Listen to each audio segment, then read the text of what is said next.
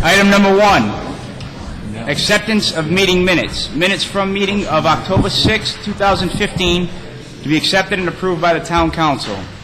Do I have a motion to approve? So moved. Second. Motion's been made by Councilwoman Catanzaro, seconded by Councilwoman Brady. All those in favor? Aye. All those opposed?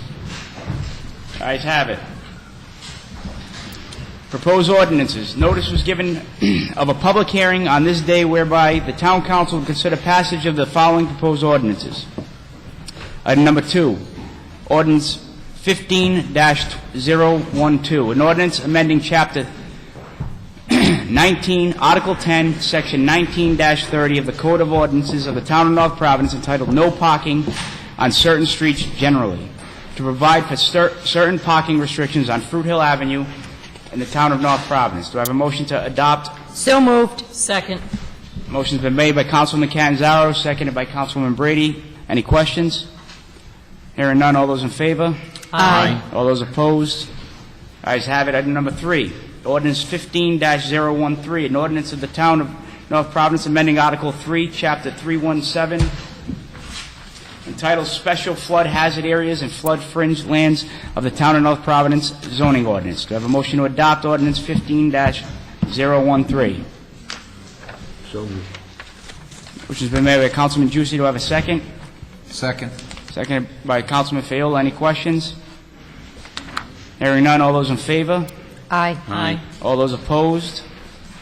The ayes have it. Item number 4, OPEB Board of Trustees. Mayor Lombardi requests discussion and vote on the appointment of OPEB Board of Trustees. Mayor?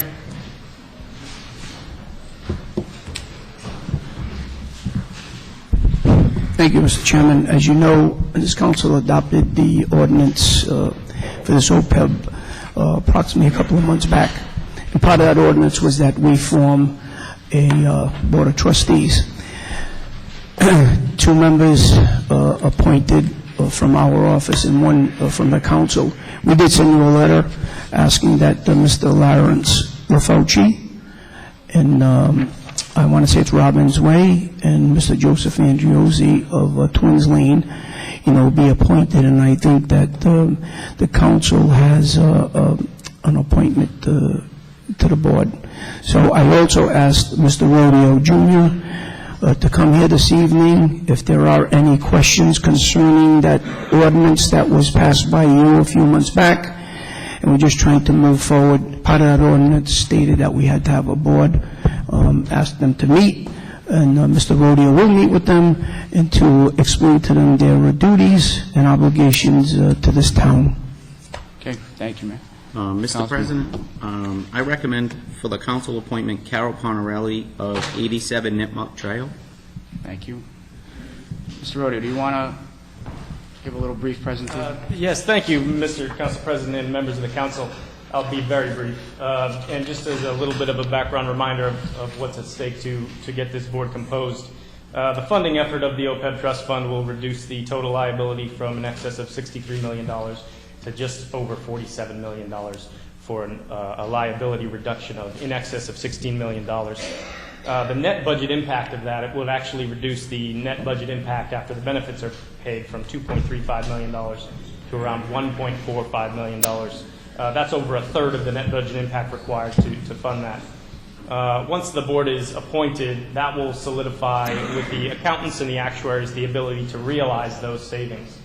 And at that first meeting, they'd have a number of obligations as far as appointing their bylaws, getting an investment policy in place, and to begin to discuss the types of investment custodian professionals they need to both ensure sound protection of those assets. Not only will it reduce the budgetary impact to the town to have a strong investment policy in place, but also it will ensure that the employees have funding for those benefits when they're available.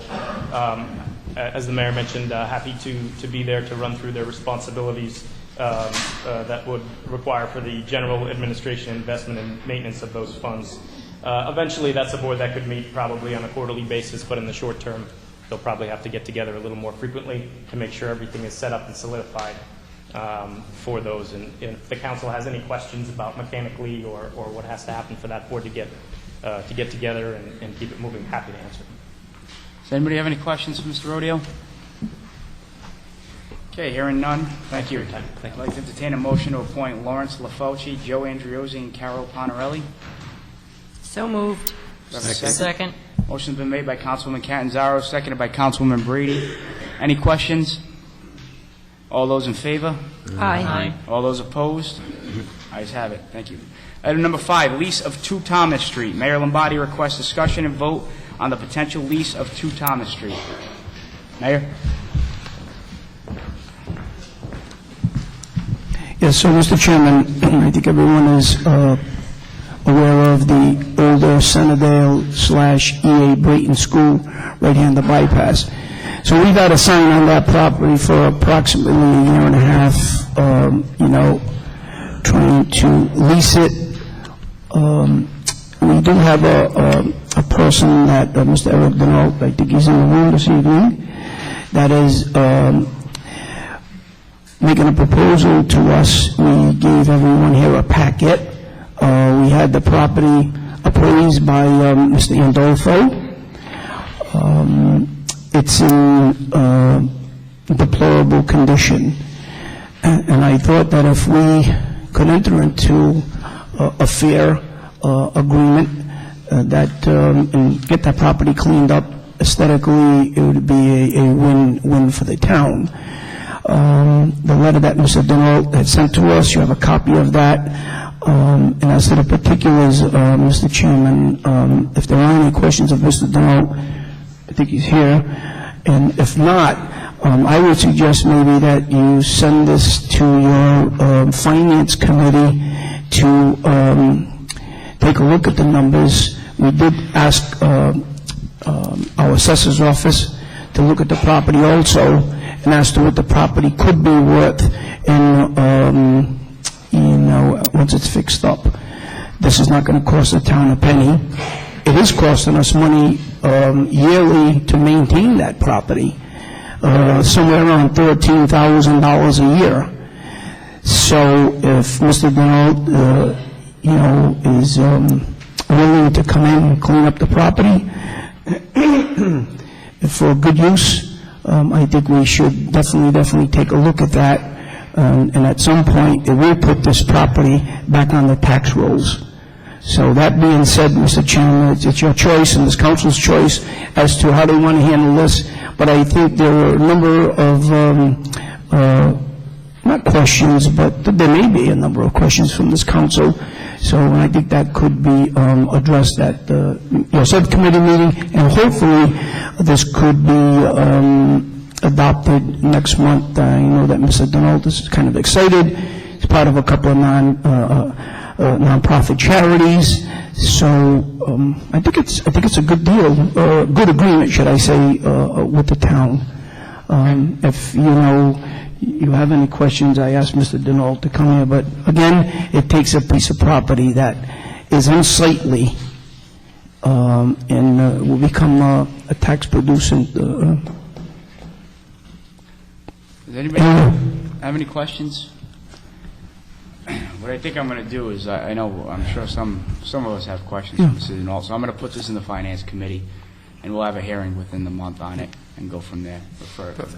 And any other information that you may need from our office or Mr. Denault, just feel free to get in touch with myself or our Chief of Staff, Mr. Forser, and we will give you all the particulars. I think you'll be surprised as to what, as to what Mr. Denault is willing to do to that property, and so take a look at it. Thank you. Thank you. Okay, hearing none, I'd like to entertain a motion to send the lease of 2 Thomas Street to the Finance Committee. So moved. Second. Motion's been made by Councilwoman Brady, seconded by Councilman Faiola. Any questions? Hearing none, all those in favor? Aye. All those opposed? The ayes have it.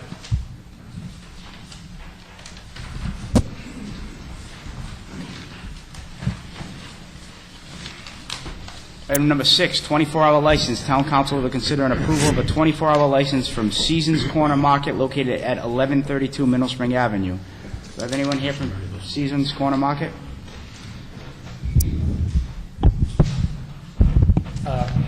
State your name for the record, please. Sure. My name is Tony Fruchtel. I'm with AUB Engineering. We're out of Pawtucket, Rhode Island. Also with me here is Mr. Angelo Ruo. He is a Vice President of Operations for Colbia Enterprises. They own the site and will operate the proposed facility.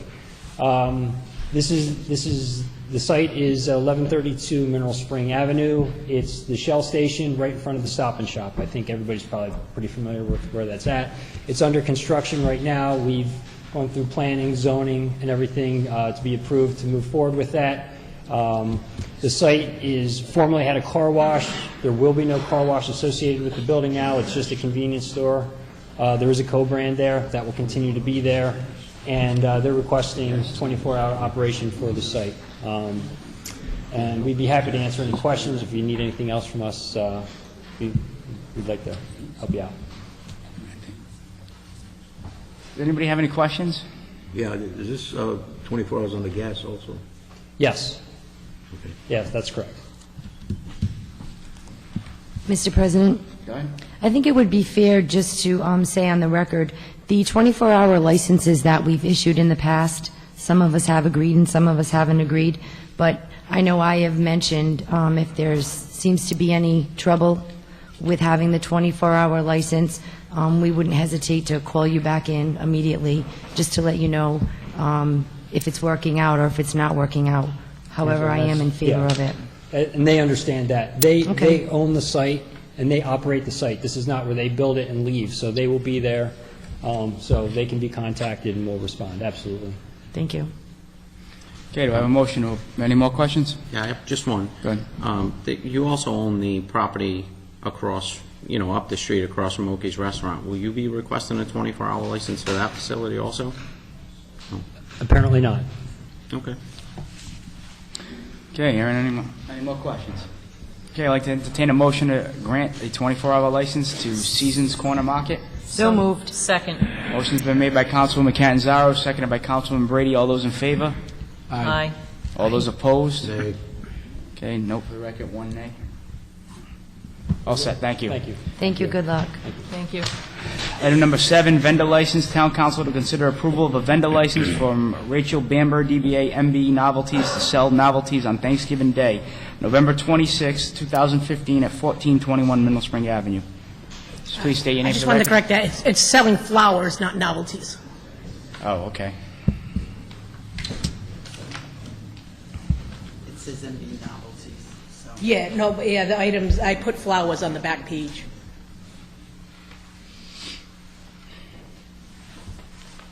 Is that just the name of the company? That's the name of the company, yes, Okay. MB Novelties, yes.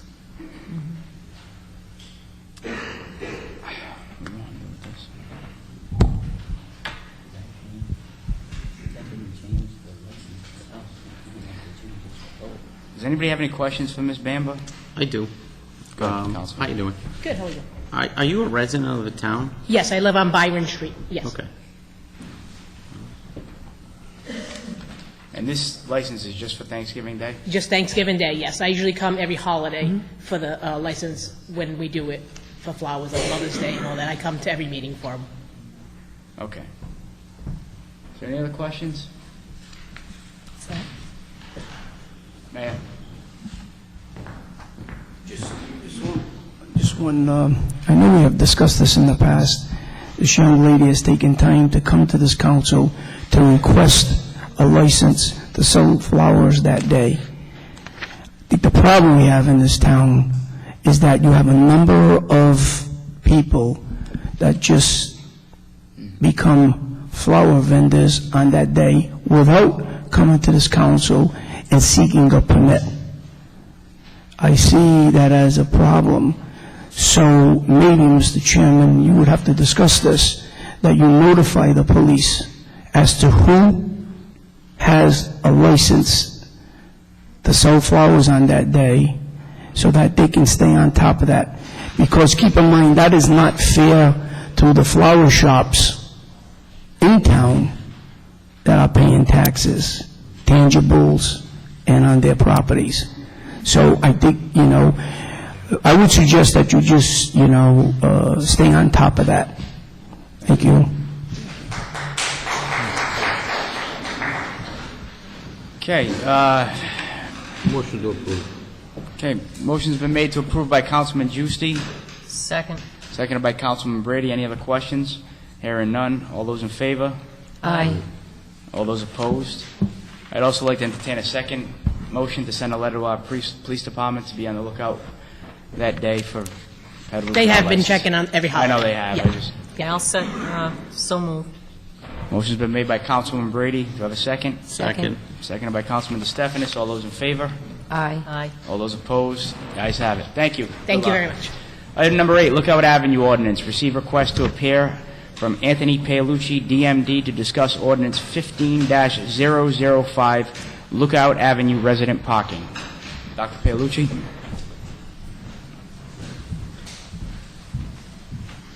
Mr. President, Town Council, thank you for having me.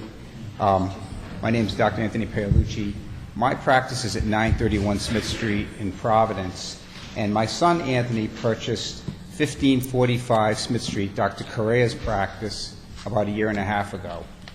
And as all good fathers, I bought the building because he couldn't swing the whole thing. He bought the practice. So me being the owner of the building, I'm here to discuss to make a request for the resident parking to be looked at again by the ordinance committee. Essentially, I know you have a lot of business tonight, so I'll be brief. Essentially, the office is only open Monday through Thursday. They're open one Friday a month. They're open from 8 o'clock to 5 o'clock. Now, I purchased both of the parking lots, one on the right side of the building where the eye doctor's office is, and the big parking lot on the left. My staff, or my son's staff, parks in the parking lot near the eye doctor's office. Most of the patients park in the lot. The staff has been instructed to park on the street or in the lots if there's an overflow, or possibly to park on Lookout Avenue. I found out through the website that these ordinances had been confirmed for 6 resident parking permits, 3 on the left and 3 on the right of the street. Now, my issue is the practice is not obviously a nightclub. It's not a bar. It's not a restaurant. We're closed at 5.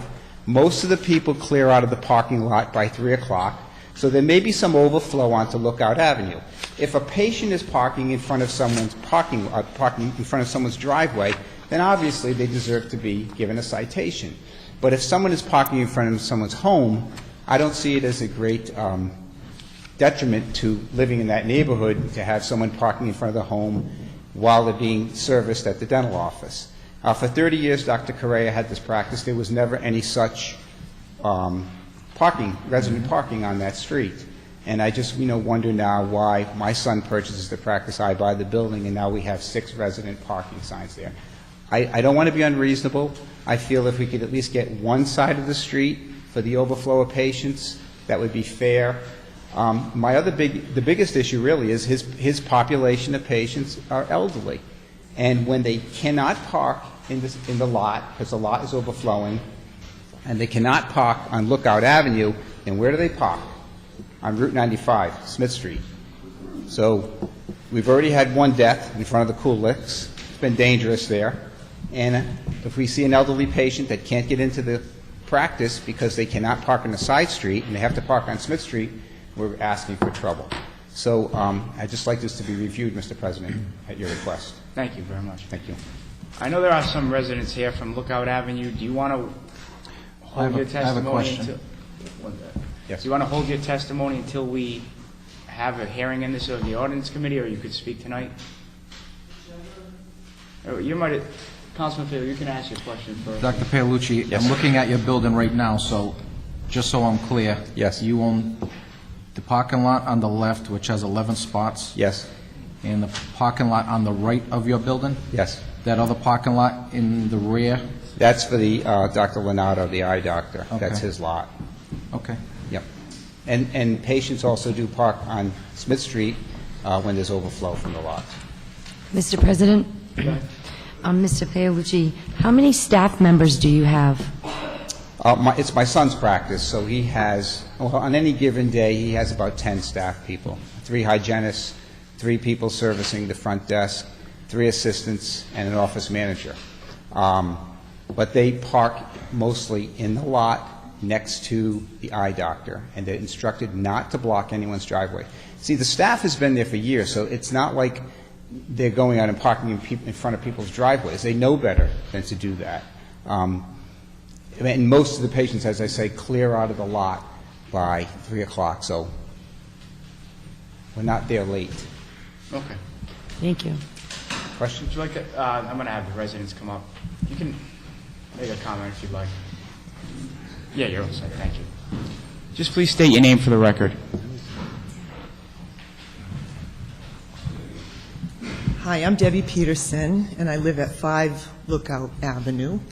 And No, he but it's 7 Lookout Avenue. I just wanted to make a couple of points. Some of us, of the 6 of us who had originally signed the petition, have lived there long enough to have dealt with various parking issues for at least 15 years. And what changed for us this year was, in short, this past winter.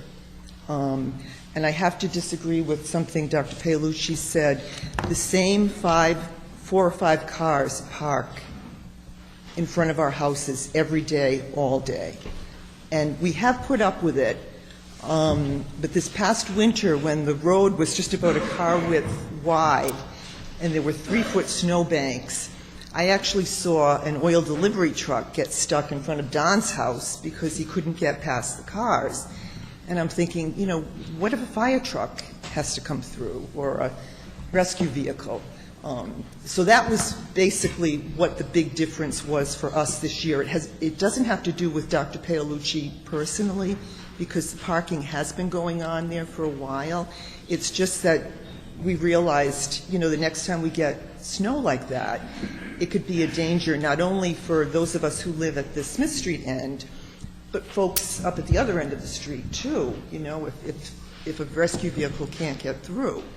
So, you know, that's basically what prompted us this year to request the resident parking signs. Okay. Well, one thing I disagree with, he says that his employees park in a lot. Well, until recently, most of his employees park on the street, on Lookout Avenue. There is still one that parks on the side because that has no sign yet. It's part of Smith Street. That backyard is on, so it was just Lookout Road. So she still parks there every day at 7:15. And a lot of times, the people that live there leave early so she can get a spot. But up until then, there was quite a few parks. There's one employee that parks on Smith Street now. She used to park where the bus was, and now she moves back. She parked from 7:30 in the morning till 5:30, 6 o'clock at night. And you asked her, you know, can you move your car so we can get out? Mattered nothing. Excuse me. And, One second. Are you all done, sir? no, I wasn't all done. I'll give you the floor when I'm done. All right, thank you. Anyways, it's been a nerve-wracking thing that all the time people will come to visit and they say, you can't park. You can't park in front of your house. My son happens to have a truck and he can't come. He says, because there's somebody parked continuously in front of your house. It's been a lot better since the signs went up. You can see, you know, daylight almost when you go out there. But recently, up until recently, you had more than one employee park all day on Lookout Avenue. And what happens, he does have a parking lot, but if somebody has an SUV, or they don't want to park in the lot because of the getting hit or the angle parking, so they'll look for a spot on Lookout Avenue to park. And actually, it's always encouraged, so that's it. Thank you very much All right. for coming on. Do you want to comment? I just want to say that no one is blocking a driveway. Again, if a staff person is blocking a driveway, then they should be given a citation. For 30 years, it's been that way with Dr. Correa. So I don't see how all of a sudden this last year was such an issue. Again, why both sides of the streets? You have 3 resident parking signs on the right and 3 resident parking signs on the left. Then the rest of the street going down is free to park. Okay, so I don't see why we can't compromise and give the patients one side of the street, possibly the left side of the street. And the person that parks in front of that fence parks there legally every day. She gets there early and she parks legally. There is no sign there. Okay, I'm going to entertain a motion to send this item to the ordinance committee so we can look at it for further review. So moved. Second. Motion's been made by Councilman Giusti, seconded by Councilwoman Catanzaro. Do I have any other questions? Mr. President, would we be able to notify everyone just so they Yes. don't miss it? Yes. Thank you. We just need to get... You need to get their addresses. 5 and 7. We need your address. Look out.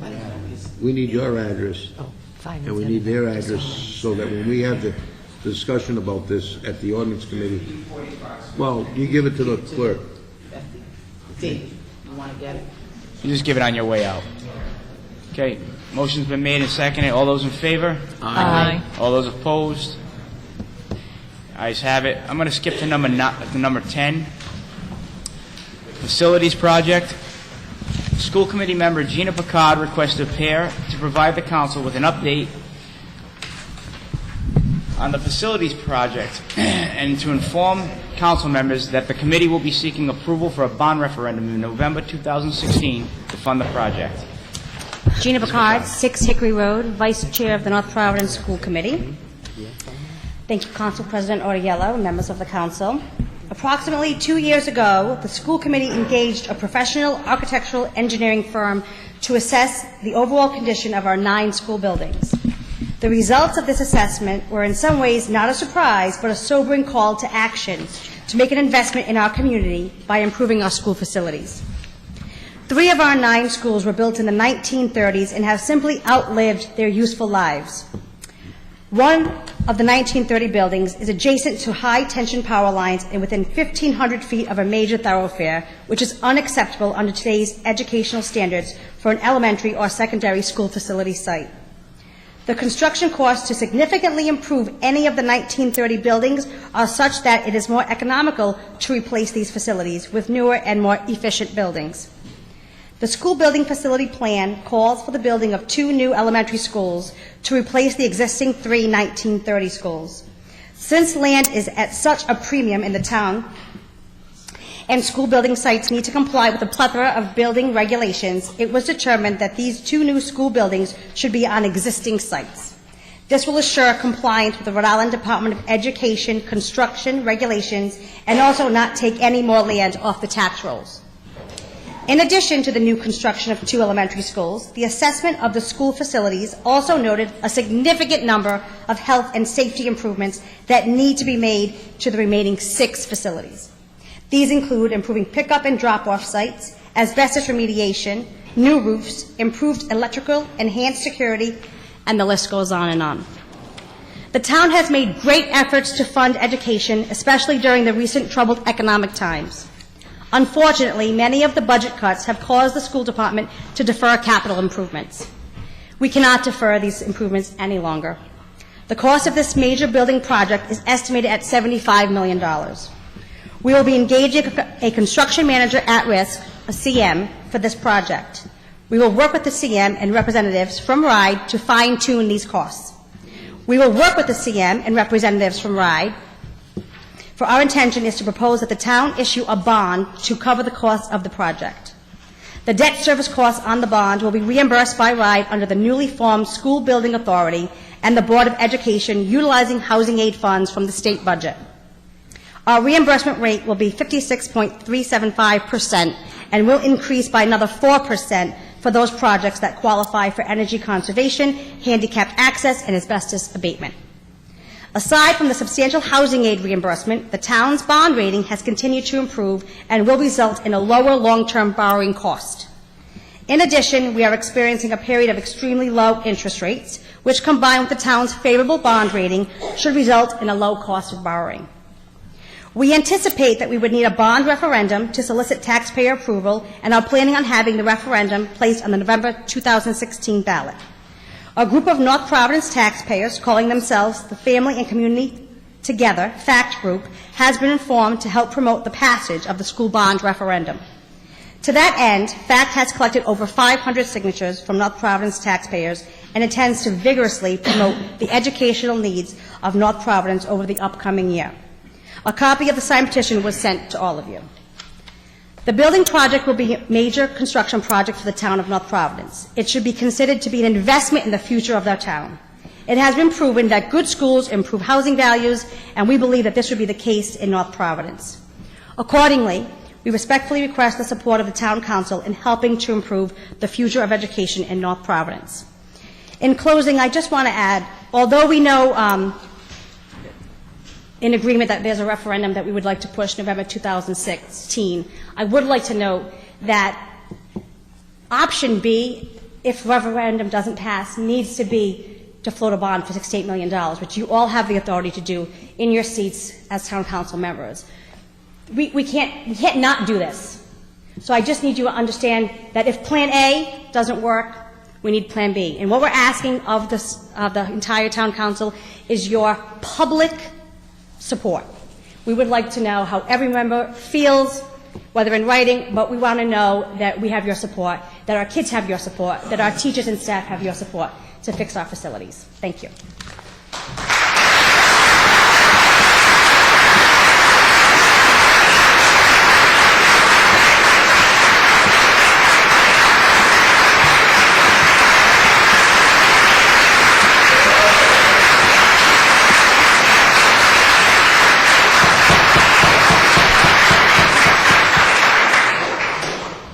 Okay, does anybody have any questions for Ms. Picard?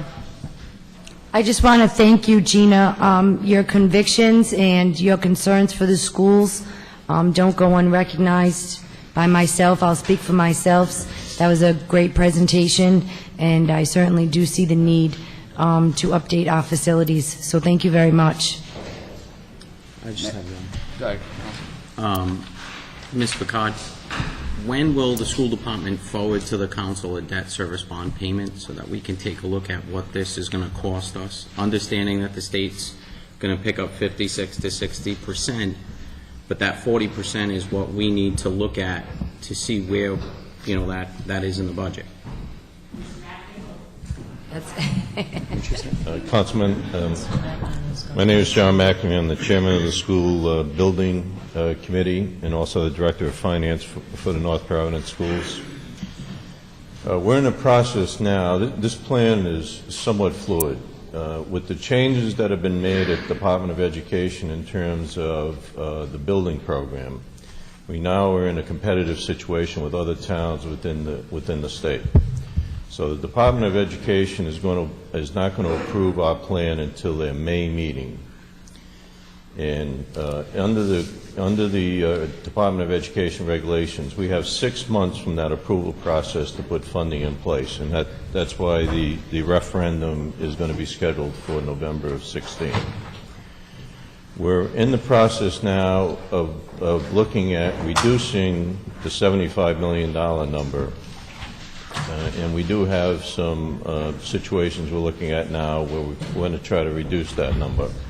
And at that point in time, once we have that plan somewhat finalized, which we're hoping that would be somewhere in that February-March period when we submit our Stage 2 application to the Department of Education, we will at that point in time put together a debt service schedule.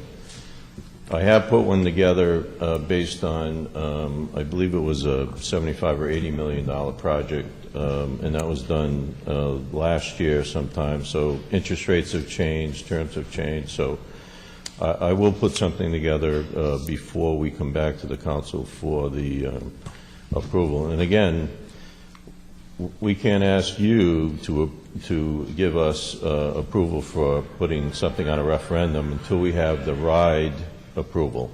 And unfortunately, everybody is going to get evaluated, so at the same period of time they're going to approve all those major projects, and we should be one of them.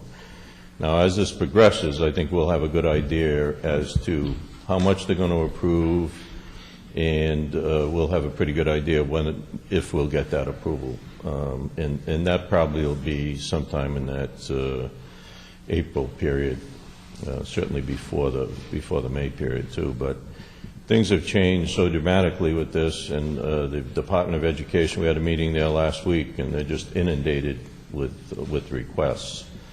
When we started this process 2 years ago, you have to understand there was a construction moratorium in place. And we felt as though by moving forward at that point in time, we'd be on the front end of this process. And I still think we are. I still think we're one of the fewer communities that have a Stage 2, completed Stage 2 application submitted. We'll have to amend that for some of the changes. And we're moving forward, obviously, with an educational planner that we brought on board, which was a requirement of the construction regulations for the Department of Education. And we're also moving forward with getting a construction manager at risk so we can kind of solidify the numbers for this project as well. So I guess that's the long answer. Thank you. Mr. President, I have a question. At the last building facilities meeting that I attended, there was an application process that was due about September 25th for repairs. And I didn't know if you received any of that money. There was about $20 million available the governor had. How much did we receive with the application that we submitted? I believe we submitted it. We did.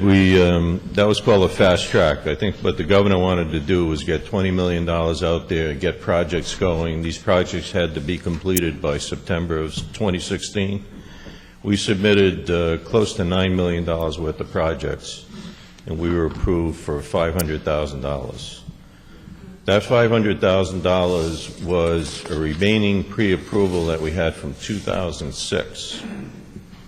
And so I think they were kind of forced to give us that money at that point in time. Places like the City of Providence, they put in $13 million, they got $10 million. Their reimbursement rate is 80%. So it's only costing them 20 cents on a dollar. I believe that because we had this major project going on, that they just gave us the $500,000, which was part of our pre-approval. But we did submit that. We did get pre-approved for the $500,000, and we're going to proceed with that project at the high school. And what is the expectation time for that to come in so you can start doing the projects? Well, that's been approved. Mm-hmm. We talked with Louis Torado, our architect, today. He's going to design that project, and we should be able to start that project within the next 2 or 3 months. Thank you. Any other questions from the council? Mayor?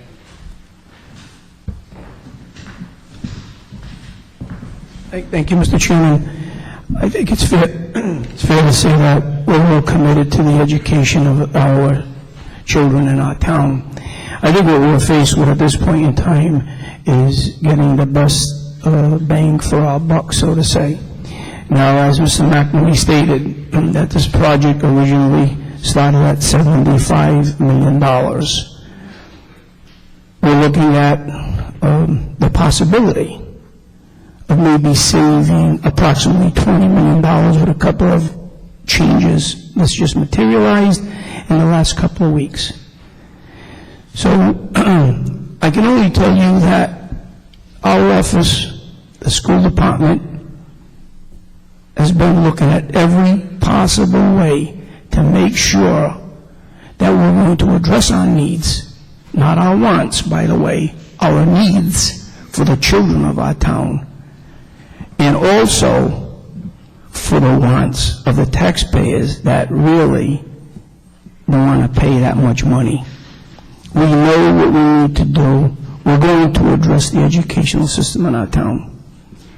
But as I stated, not to be redundant, just from a couple of changes in the last couple of weeks or months, so to say, this project could go from $75 million down to $55. So what does that mean? That means that the taxpayers in our town could approximately save maybe $8 million when this project is approved and it goes out to bond. So I want to make sure everyone understands and assure you that we're doing whatever we can to address this situation and also be as fair as we can to the taxpayers. Thank you. Thank you. Chief?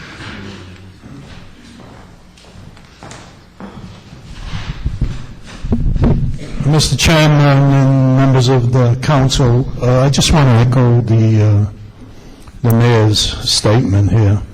I know this is a difficult time to be a councilman. You're spending the people's money, but if you spend it wisely, they don't object to it. I guess I'm a perfect example to maybe one of the residents who might be an objection to something like this. I don't have any children in the school system any longer. I don't have any grandchildren. And I guess you're thinking that, well, you know, these are the people who are going to object to it. But supporting this proposal in my mind is a no-brainer. Because eventually, probably within some of your terms, before you finish the term in office, your 4-year term in office, there's a strong possibility that somewhere along the line the state will come in and say that Maryville School is inhabitable. You can't go in there anymore. It's not safe for children, or McGuire School, or any one of those schools. Keeping in mind that the school system is a reflection of the town, and I guess it's a case of pay me now or pay me more later. That's the situation here. So keeping in mind, I think it's incumbent on this council and the administration, who I want to get on the record that we support this bond proposal wholeheartedly. And as I said, it's a no-brainer. But the final say is going to be with the people. So we got to come up with a marketing plan so that the residents of this town know how important this is to the students of the town of North Providence. We have an obligation to provide them with the best education they could get. I recall when I was working at Coca-Cola, we'd have a lot of people who would transfer from out of town. The first question they ask is, where's the best school system? Because that's where they wanted to move. So I want to make sure that if that question is asked somewhere in some business, that one of the places that they recommend is the town of North Providence. So in closing, I want to thank you for your time, and we support this wholeheartedly. Thank you. Thank you.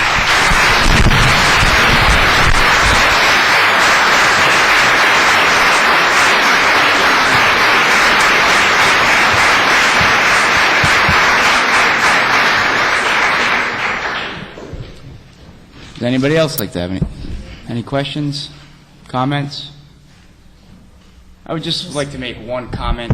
Did you want to say something, I was just going to Go say, ahead. I really want to give kudos to the school department, to Melinda, to John, for all the efforts that they put forward. I was privileged to attend several of the facilities committee meetings, and they left no stone unturned in terms of exploring avenues that they could take to provide the best possible potential structures at the best value for our taxpayers. So, and they've spent over 2 years working on this project.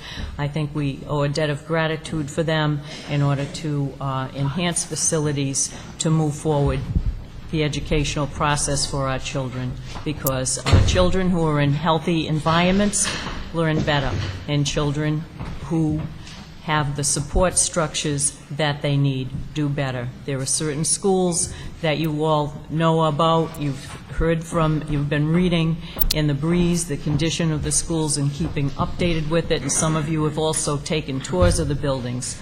We need to do something. We need to proceed with this project, and we hope that the voters will agree when it goes to referendum. Thank you for all your hard work. Thank you, Councilwoman. I just want to kind of reiterate what Councilwoman Brady just said, and I'm going to speak for the whole council. I think at some point along this journey there was some misconstrued information that this council was opposed to this project, which was never, ever true. I want to start off by commending our school committee and our school department for working so hard, for putting forth, trying to come up with a project that is best for the students. But all we do up here want to hear is a final, solid, concrete plan that is the best for the students and the best for the taxpayers.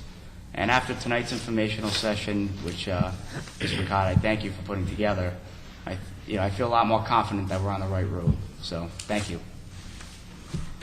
Any other comments before I move on to the next item?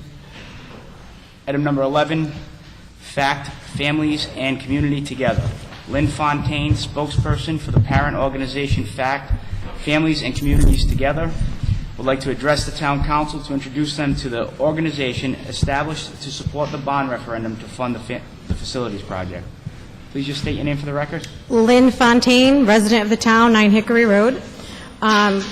President Audiello, Town Council members, good evening. My name is Lynn Fontaine.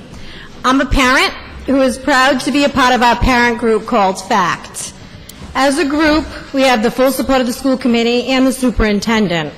And we hope that we have your support, which Mr. Audiello right here announced that we do, which is terrific. FACT stands for Family and Community Together. Our slogan is Students Can't Wait, Fix Our Schools. Our mission statement, FACT is a group of concerned parents, administrators, educators, and community members committed to the passage of the upcoming school referendum. Approving the bond referendum is most vital to the continued success of our school system. The issue and process affects our entire community as a whole. It will require everyone's involvement. The children of North Providence need a strong instructional program from our educators, but they also must have a safe and structurally sound facilities in order to continue to thrive. We have a Facebook and Twitter account. Feel free to like us. Our group has attended every open house for elementary schools these past 2 months. Parents have been very supportive to our cause. We are petitioning the North Providence School Town Council for a bond referendum to fix our schools. Currently, we have received many signatures from open houses from concerned parents looking for the Town Council to pass the bond referendum. This is just the beginning. We reached out to Mr. Hummel, who did a piece on our schools, and have begun to get the message out to the community about the poor, unsafe conditions of our elementary schools. Currently, I have a child and a niece at Stephen Olney Elementary School. I attended Stephen Olney Elementary School, and it still looks the same. It is a shame that year after year our schools were neglected. Children are the foundation of our community and the future of this town. Honestly, it is disgusting the conditions that our children currently learn in. We need everyone on this council this evening behind the referendum, and you did say you support it, which I do appreciate it, and hopefully when taxpayers reach out to you, you discuss that support with them. As a community, we need to realize that if we don't do something now, things will progressively get worse. Eventually, it will cost us more money, and if we don't react now, financially down the road, the cost will just continue to grow. It is inevitable. Our schools need to be fixed, repaired, and in some cases, replaced with a new school. We need to act now. Let's keep in mind our children are the future of this town, and giving them a great education is very important to all of us. Our families are the voice of our children, and these families are your constituents. We will make sure their voices are heard. Learning is a complex activity that tests students' motivation and physical condition. Teaching resources, teacher skills, and curriculum all play a vital role in a child's education. But what about the physical condition and design of the actual facility itself? How does it shape a child's learning experience? Today's busy parents may never know. With most of them working, parents generally find little time to experience, much less evaluate, the physical condition of our child's schools. This also includes community members that no longer have children in our school system. Our students and teachers struggle with many things, such as noise, glare, mildew, lack of fresh air, and hot and cold temperatures. Aside from molds and mildew, superficial conditions that exist in schools often because of poor maintenance and other problems such as age. Many of our schools, some over 80 years old, and face demands that were never intended or even conceived of when these buildings were built. Another problem is that education today is delivered in an entirely new manner, with new tools, techniques, teaching methods that increasingly don't fit the simplistic conventions of our schools that are over 80 years old. Students' population in our school is growing, creating crowded classrooms, outdated designs, poor communication systems, limited technology, and inadequate security. Many older schools cannot meet the American Disabilities Act accessibility requirements without extensive and often expensive renovations. We must all agree that public education is a primary concern in our town. Why shouldn't we solve the problem of poor classroom conditions and create better facilities? We need to inform our community about the conditions of our school buildings and appreciate the important difference a facility can make in educating our children. This question's already asked by Mrs. Picard. You've already answered them when speaking to Mr. Foster, Mr. Lombardi. But will you support the bond referendum? You said you would. And I think that's very important in order to let your constituents know that you support it and why you support it, because we need those people to vote on it when it goes out to vote. Also, God forbid it did go down negatively, will you as leaders stand up and vote the issue to bond as it does state in the town charter? So that's what I have for tonight. I appreciate your time, and thank you very much.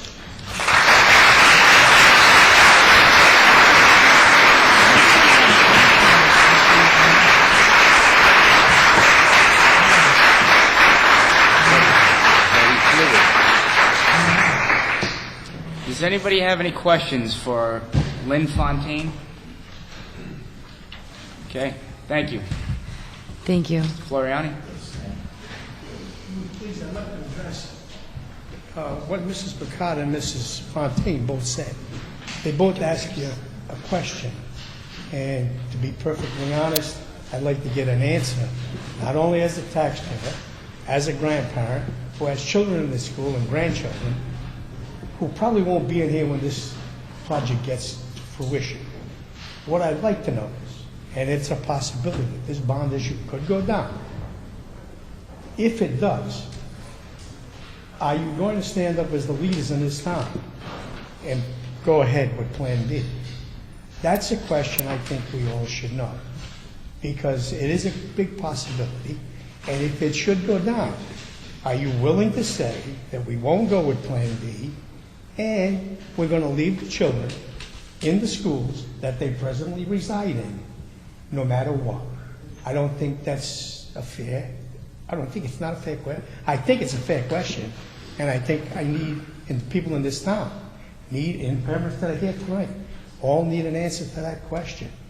And to avoid any confusion or misinformation out there, it's a question that should be asked. I asked it, and I'd like to get an answer. But apparently I'm not. No, we don't know what Plan B is. We don't have any figures. We know nothing about Plan it. B is if the bond issue goes down, provided you approve the plan that's presented, okay? And that plan has been approved by the council, the school committee, and the building committee. If the bond issue fails, will you stand up as the leaders in this town and do what's necessary? I think that's a very unfair question to ask. I don't My think so. council member's on the spot right now. Well, you know what? So when I apologize for putting you on the spot, but I think when you get elected, that's where you belong. Now, if you can't answer the question, Mr. President, it bugs can I me. interject? Go ahead. Mr. Floriani, as an individual on this council who has a child in the school system, I see the conditions of the school. I agree with Ms. Fontaine. I agree with Ms. Picard. I want a better environment for my child. So am I in favor of us rebuilding schools? Yes. For my constituents, but most importantly, on top of it, for my own family. How can I not vote for it? The only problem I would have, though, to answer your question, is it would all depend on the plan that you put forward and what that plan's going to cost us. So if the taxpayers do vote the referendum down, everyone up here is going to have to evaluate the plan that's placed forward to ensure that that plan is the correct plan for the town. That's when the decision is going to be made. But I think to ask that this evening is somewhat putting the cart before the horse. Well, you answered my question. I think you answered for all the people in this town. You're not going to do it. Thank you.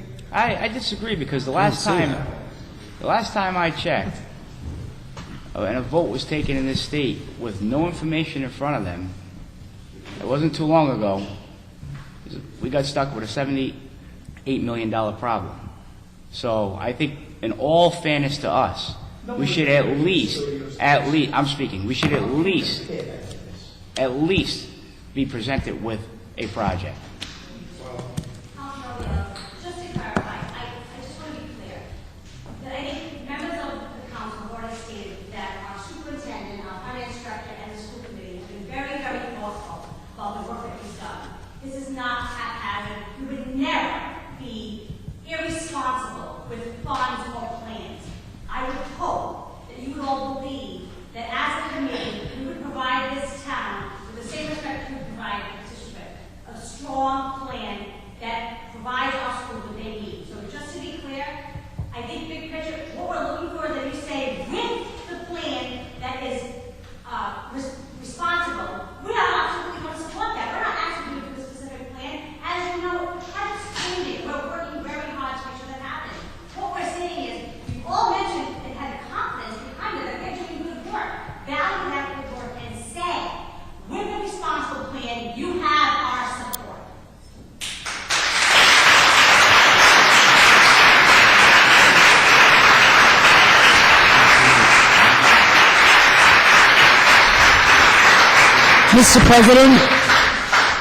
Mr. President, I've been on the Building Facilities Committee since its inception, and I've seen the plan start at approximately $126 million.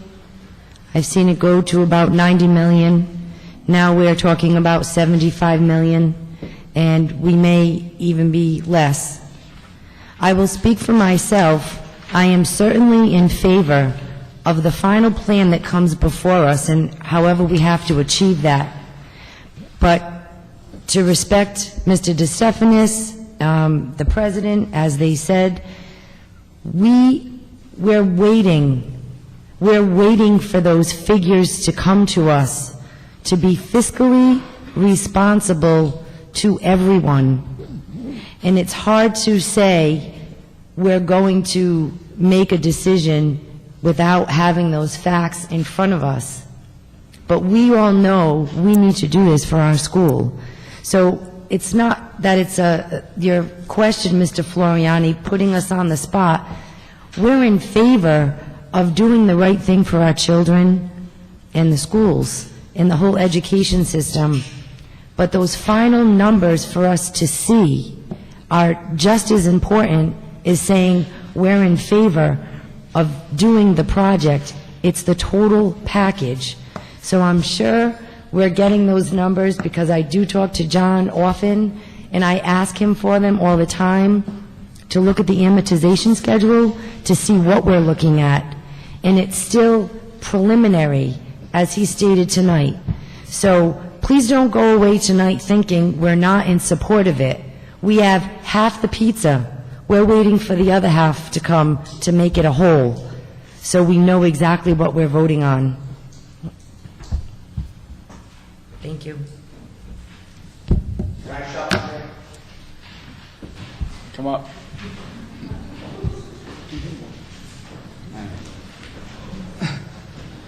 Just state your name for the record, please. My name is Robert Silver. I am a member of the North Providence School Committee, and very quickly, what Mrs. Catanzaro says is true. At some point, you're going to get a lot of information. The mayor's office, Mayor Forser, Chief of Staff Forser, the school department, with their professional architect, in conjunction with RIDE, we're all going to have a comprehensive plan that's going to come. You've expressed your support tonight. When that comes, we're all going to be doing the right thing. We're going to be supporting the project. whether it's through referendum. If it's less money than a referendum, you'll have that information in front of you. You'll feel comfortable going out for a bond. You're going to get anywhere between 58 and 60% return coming. It is a win-win. I think we're all on the right page, and I'm happy to be a part of this project, or whatever small part I am. So going forward, I look forward to working with every one of you, reaching out to our constituents, the families, through the whole town, whether it's District 1, 2, or 3. And when all is said and done, this project will be successful, and we'll all be able to say we were a part of it. Thank you. Thank you. Thank you.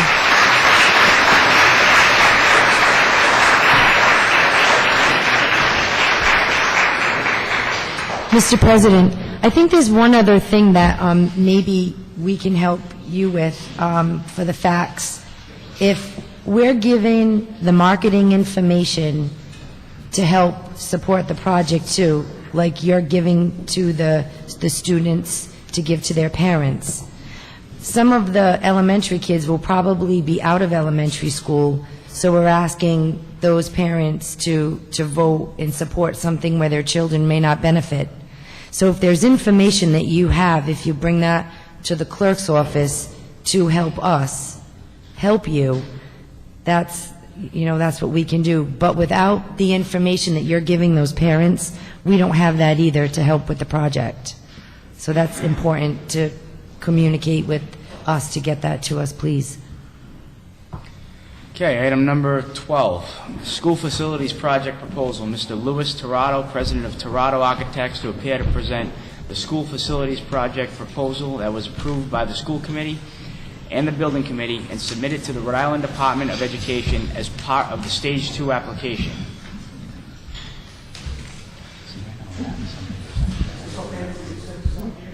Yes.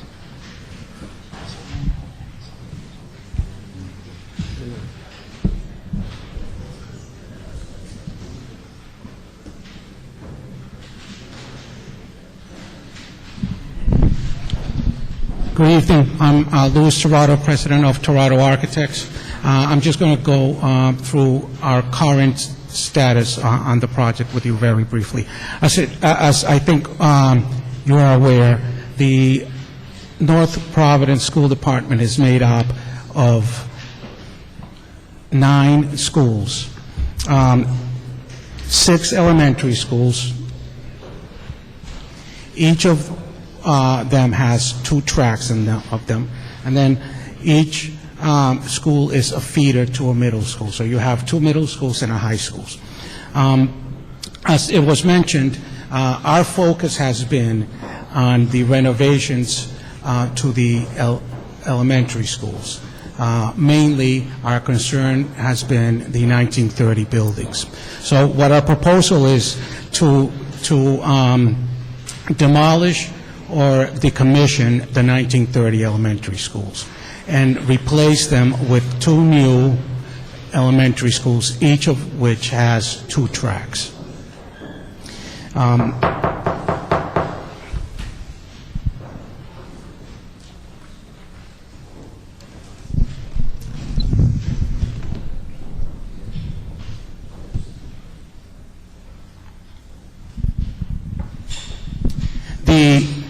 The new buildings are proposed to be located at the Stephen Olney School and at the McGuire School. Because we recommended that the best solution to land being available in the town would be to build on existing school sites, we proposed and worked out a 2-phase construction for the school so that we could build the necessary space to properly have functioning school while maintaining the existing school in operation. So that would be done in 2 phases. We would construct most of the new elementary school, leaving the existing in operation. Then once that was completed, the students would occupy the new building.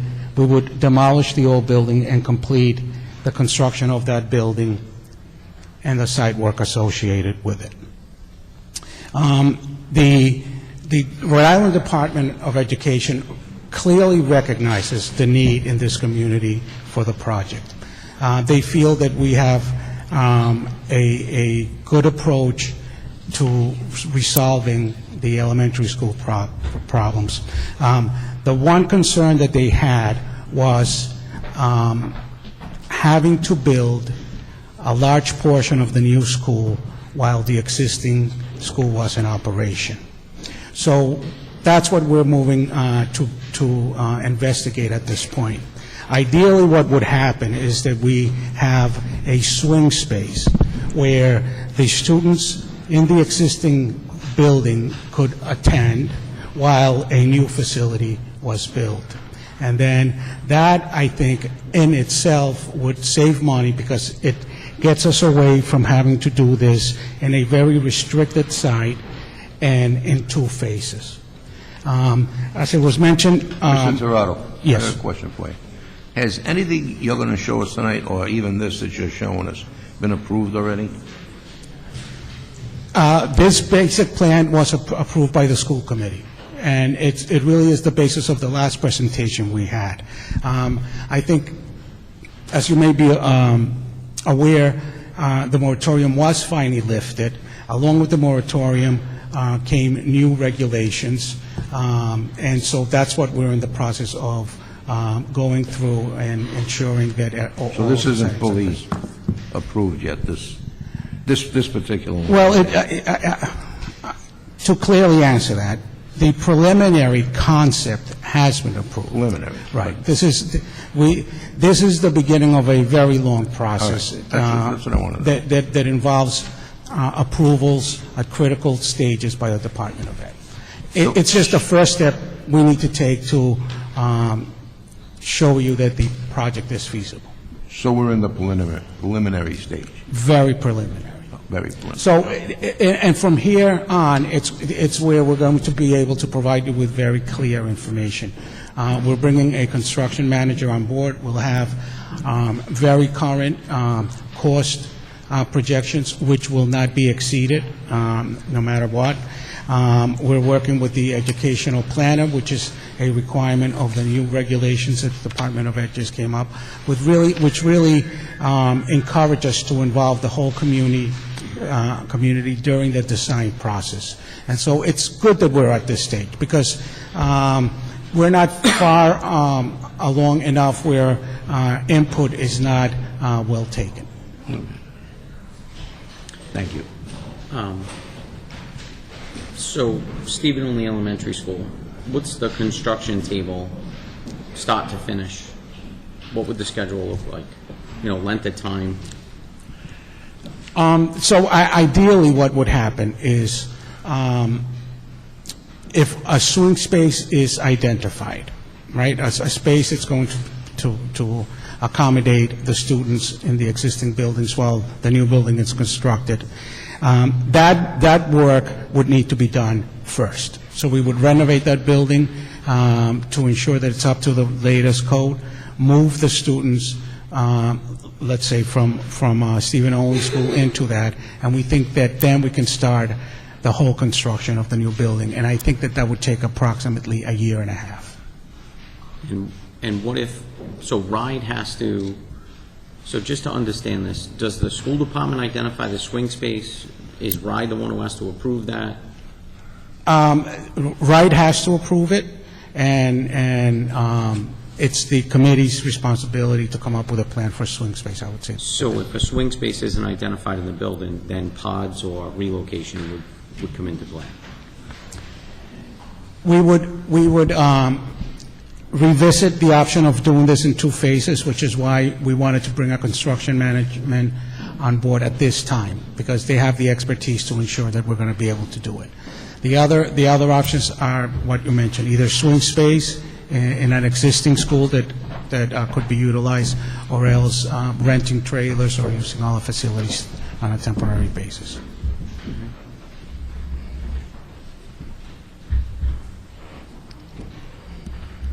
When will the next time this come before the Building Facilities Committee? And then we can talk about the swing space, too. I would expect maybe in 3 to 4 weeks, all that the construction manager will be on board. He will have the first chance to really assess all our plans and their viability, and I think that by then, we would have some clarity on the opportunity to have a swing space. Okay. In 3 weeks, about 3 weeks.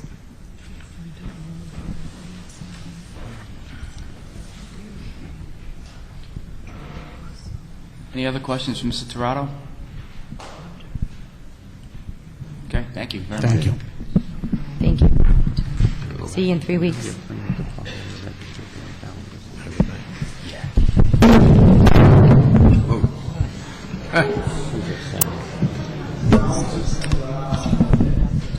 We need a new mic.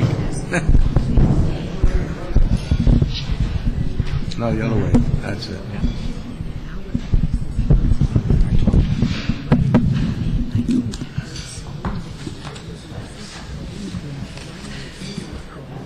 Just going to quickly do item number 9, Bella Court, received communications from Bernie Salvatore, DPW Director, and John Horan, Fire Marshal, for Town Council to vote on to accept the roadway now called Bella Court, formerly Sunset Avenue. Mr. President, there's one person that lives on Bella Court, and that one person, until we approve this road, he can't get television, he can't get anything.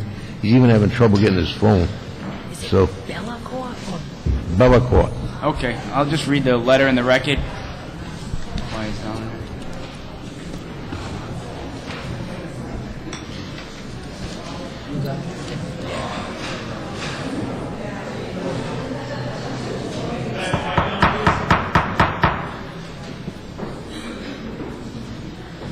Mr. President, this letter is in reference to a new street that has been added to the town.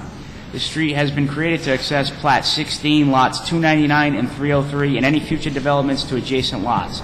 Although this portion of road was originally set to be an additional section of Sunset Avenue, in the interest of public safety, it has been named Bella Court. Adding another section to Sunset would have created a third section to that street.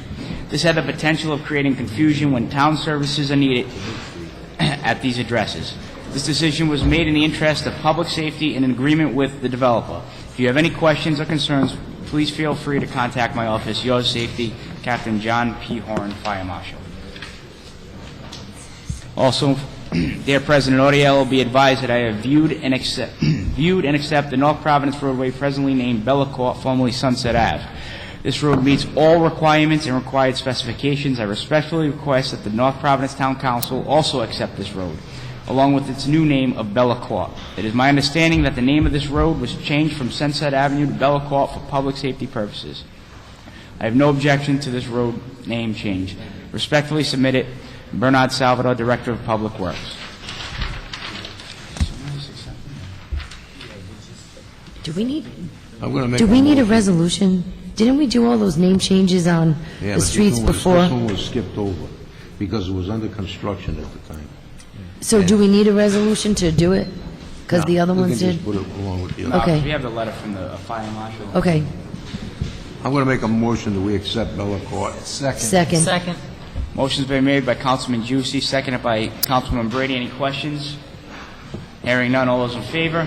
Aye. Aye. All those opposed? The ayes have it.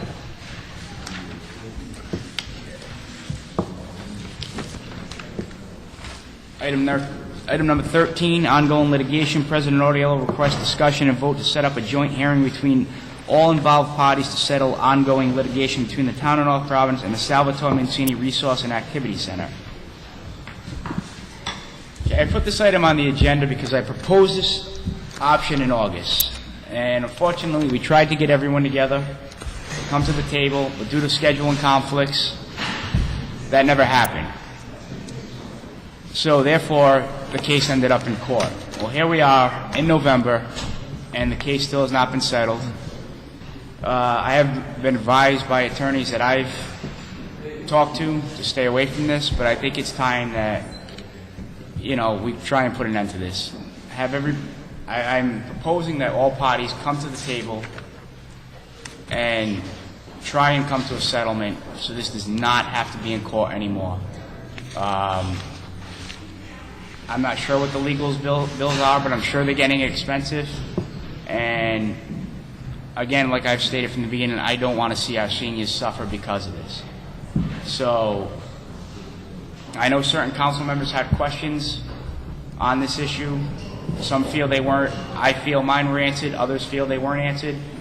It's time we get these questions answered, we move forward, so there's no question on the funding for the senior center.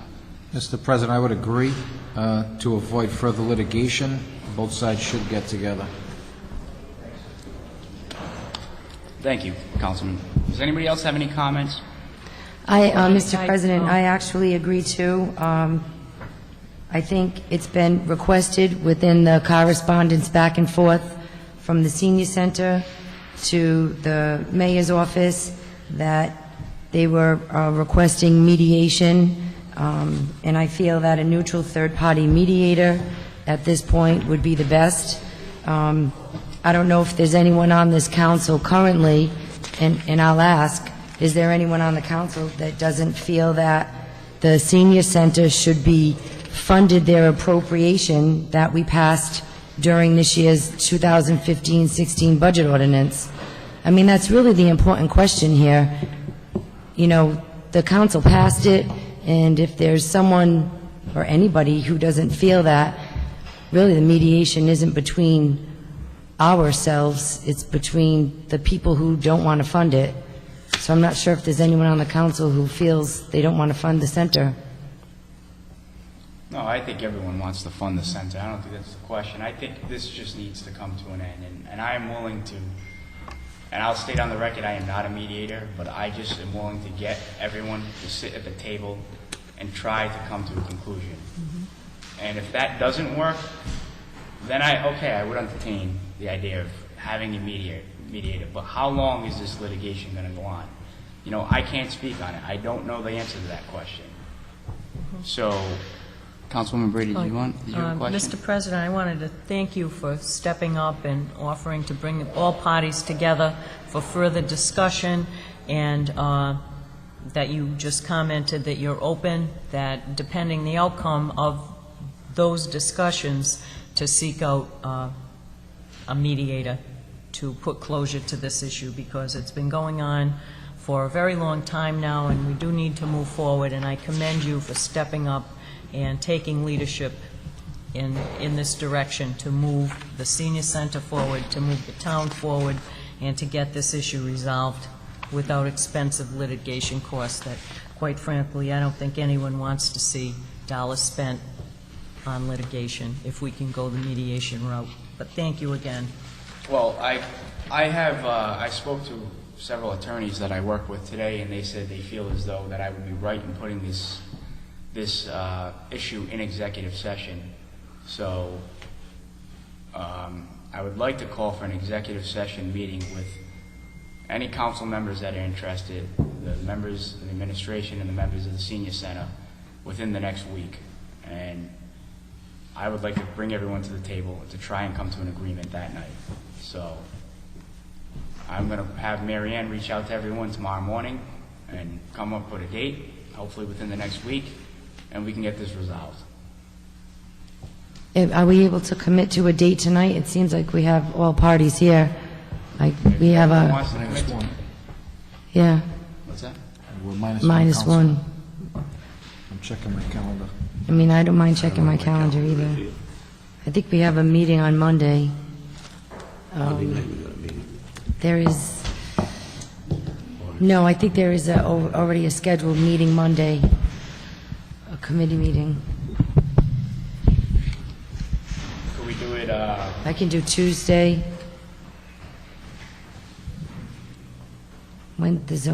I cannot do Wednesday, I cannot do Thursday. I can do Would Tuesday. Tuesday work for everyone else? I'd make myself available. Tuesday, November 10th? Tuesday, works. November 10th? Tuesday works. I don't think that's the zoning meeting. I think the zoning meeting is Wednesday. Am I Well, right? even if we have to have it downstairs. Yeah, it's fine. I think so. Zoning meeting's Thursday. Thursday. It was next week sometime. Mayor, is that good for you guys? I'm sure someone will be from the center office. Okay. And the finance All right. Is November 10th good for you guys? Okay. Okay. Okay, so I'm making a motion to call this meeting for November 10th, and it's 5:30 an agreeable time, or 6 o'clock? 5:30 is good for me. Okay. November 10th at 5:30. So moved. Did the Second. senior center say they can make it? Yeah. They can make it? Yes, go ahead. What is that, about 5:30? 5:30. Mr. President, members of the distinguished North Providence Council, I'm Tom McAndrew. I met you in August, early in August, for the first time, and I was impressed then, and I'm impressed this evening with your commitment to education. I saw what you did here this evening on education and supporting that very important initiative. I just want to go back to why we're here. We agree with you, Mr. President and members of the Council. We don't want litigation. It was the last thing we wanted to do, and unfortunately, our funding was not available in July and August, and we were destitute. We had no alternative but to file an action in the Superior Court. And I apologize to you, and I apologize to everyone having to do that, but we couldn't allow the center to run out of money and shut it down and lay off our employees, and that was the reason we took that action. Since then, I must admit, and I want to say that, we've tried to work collaboratively, generating as much information as possible for you and for the mayor's office to respond to the finance director's letter of May 15th. And we've incrementally been able to generate a lot of information, which we've also shared with you as we've disseminated that information to all. In addition, when I was last here, Councilman DeStefanis mentioned that he hadn't seen the response of June 18th to your letters of May 18th. And we sent it on to the councilmen and all, and to everyone to make sure that everyone was on the same sheet of music, so to speak. As far as the process is concerned, we thank you for your reaching out to try to resolve this matter, because we too agree that this is a matter that reasonable people working in good faith, honestly and forthrightly, should be able to resolve without any resort to litigation. This isn't the way. We shouldn't be litigating a case like this. I mean, that's absurd that we all are, investing time and resources in that regard. And so what I did initially in my letter to you on August 5th, after I met with you the night before, I suggested the possibility of a mediator without mentioning who it might be. And the reason that I did early on in this process, I felt that a mediator could help facilitate and get us all on the same sheet of music. Unfortunately, as you said, Mr. President, from that day to the present day, nothing has really happened with respect to that. On October 1st, our chairman, Mr. Fishback, wrote a letter, and he suggested, once again, mediation, and he identified retired Supreme Court Justice, Chief Justice Frank Williams, who has had a wealth of experience. He's just recently been working in the Studio 38 matter that you mentioned earlier this evening, and correctly so, I thought. And he's also been involved with the state of Rhode Island with respect to the pension case and whatever. And I think he's worked in many of the communities in the state. Matter of fact, I think he's even worked in this community in the school department, if my recollection is correct. But I could be wrong on that. So when the chairman suggested that, it was born out of the very same thing that you suggested this evening, coming to a resolution. It's only a question of the process of getting there. And, I think that we don't want to put the council or the mayor or anyone else in a bad position. We're not looking to do this and to disparage anyone. But we believe that the process that would normally take place is one that's in, as you said, an executive session. It's a private type of setting. Mediation is a private process, because that way people can share information and say things that they otherwise might be a little timid or reticent about saying publicly. So I just want to suggest that, in terms of the process. And you can be assured that we will come in good faith to try to resolve our differences. And if there are questions that need to be asked that we can provide answers to in advance, please let us know.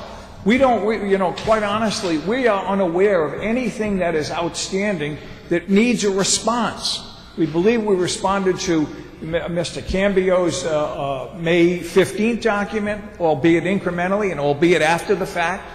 And we believe that we've responded to you, Mr. President, and to the members of the council with the June 18th response to your May 18th letter.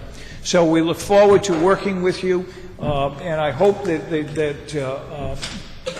if for one reason or another things get polarized, that no one snap, that people treat each other with the respect and dignity that we all deserve, and that if necessary, we can then just say, time out, let's have a halt, let's get a mediator in here. And I've been doing this for 44 years, so I've been through the mediation process. I've done, 500, 700 arbitration cases, done many, litigation and so on and so forth. But I'm trying to get us to a point where we can all come to an agreement in an environment of respect and dignity. Thank you, Mr. President and members of the council. Thank you, Mr. Thank you, Mr. McAndrew. Thank you, Mr. President. Also, I concur with Councilwoman Brady. I commend you highly for bringing everyone together and being able to have the meeting for Tuesday. Thank you very much. Yeah, thank you, Mr. President. Okay, I think we made a motion. So I'll make a motion to... Did I make a motion on that? Yeah, we did already. I think we haven't. Yes. Okay. Item number 14, stop sign. President Audiello, request discussion. Yeah, we did. We did? It was all unanimous. Oh, okay. Item number 14, stop sign. President Audiello requests discussion and vote concerning the possibility of a stop sign at the intersection of Swan Street and Allen Ave. A resident that lives on Swan Street reached out to me to put this on the agenda. I believe a child that was playing in the neighborhood was hit by a car over there, so I'd like to entertain a motion to send a letter to our police department to go over there and do a traffic study to see if a stop sign is necessary. They won't do it. I tried to get one. I tried to get one for the one on Fruitvale Ave. I tried to get one for another stop sign that's in the ordinance committee right now, and they won't do it. All they'll do is they'll give you information like how many accidents took place at the intersection, so we can go on that. Well, something to go on. Yeah. Okay, well, I'm going to refer this item to the ordinance committee from here, and then maybe the resident didn't show up tonight, but maybe he will show up that night. Mr. President, all right, I'll go back. I did talk to the resident. He reached out to me as well as you, and he was unable to come tonight, but I have his phone number for the clerk to call for him to go to whatever meeting Okay. scheduled. Sounds good. So I'll make a motion to refer this to ordinance. So moved. Second. The motion's been made by Councilman Catanzaro, seconded by Councilman Brady. All those in favor? Aye. All those opposed? I'll go back because there's questions whether we voted on item number 13. So I'm entertaining a motion to have a special meeting at 5:30 Tuesday, November 10th, in executive session regarding the senior center fund. So moved. Do I have a second? Second. Motion's been made by Councilman Brady, seconded by Councilman Catanzaro. All those in favor? Aye. All those opposed? Ayes have it. Item number 15, Wi-Fi in council chambers. Councilman Catanzaro requests discussion and vote requesting that the town reinstate Wi-Fi in the town council chambers to video live stream the town council meetings for the public to view and properly record for retention and preservation. Councilwoman, Wi-Fi is on, so. I think it's on, yes, so we're all set. We're live streaming tonight, right? Yes. Okay, great. Thank you, Council President. Yes, I'll make a motion to remove.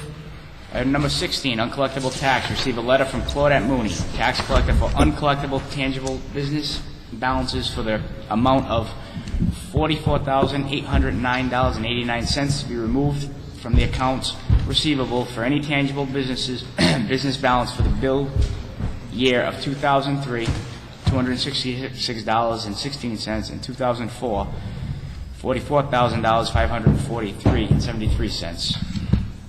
So moved. Second. Motion's been made by Councilman Juicy, seconded by Councilman Brady. Any questions? All those in favor? Aye. All those opposed? The ayes have it. Item number 17, uncollectible tax. Receive letter from Claudette Mooney, tax collector for uncollectible motor vehicles, balances for the amount of $228,312.27 to be removed from the accounts receivable for any motor vehicles balance for the bill years of 2002, $111,997.76, and 2003, $116,314.51. So moved. Second. Motion's been made by Councilman Canzaro, seconded by Councilman Brady. Any questions? All those in favor? Aye. All those opposed? Ayes have it. Number 18, uncollectible tax. Received letter from Claudette Mooney, tax collector for uncollectible real estate, balances for the amount of $1,970.80 to be removed from the accounts receivable for any real estate balance for the bill year of 2004. So moved. Do I have a motion made by Councilman Canzaro, seconded by Councilman Giusti? Any questions? All those in favor? Aye. All those opposed? The ayes have it. Item number 19, Finance Committee report. Town Council discussion and action with regard to the Finance Committee report to be presented by Councilman DeStefanis. Councilman? Mr. President, I ask that the minutes on record be entered with the clerk. Motion's been, Councilman DeStefanis is asking for a motion to accept the minutes. I'll second. Motion's been made by Councilman DeStefanis, seconded by Councilman Brady. Any questions? All those in favor? Aye. All those opposed? Ayes have it. Item number 20, claims. Town Council discussion and action with regard to a claim received from Robert and Lori Bailey, 2 Victoria Street, North Providence, Rhode Island, 02911. Do I have a motion to send that claim to the Claims So Committee? moved. Second. Motion's been made by Councilman Canzaro, seconded by Councilman DeStefanis. Any questions? There are none. All those in favor? Aye. All those opposed? Ayes have it. Item number 21, tax addendas. Town Council discussion and vote concerning a list of tax addendas received from Bob Batty, acting tax assessor, in the amount of $2,152.01 for motor vehicles. So moved. Do I have a motion to grant?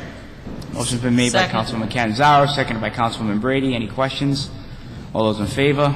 Aye. All those opposed? The ayes have it. Item number 22, tax abatements. Town Council discussion and vote concerning a list of tax abatements under $1,000 received from Bob Batty, acting tax assessor, and a tax review in the amount of $4,541.92 for real estate, $3,419.38 for motor vehicles, and $630.94 for tangibles. Do I have a motion to abate? So moved.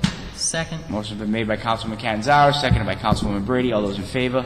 Aye. All those opposed? The ayes have it. Motion to adjourn. So moved. Second. Motion's been made by Councilman Brady, seconded by Councilman Canzaro. Meeting adjourned.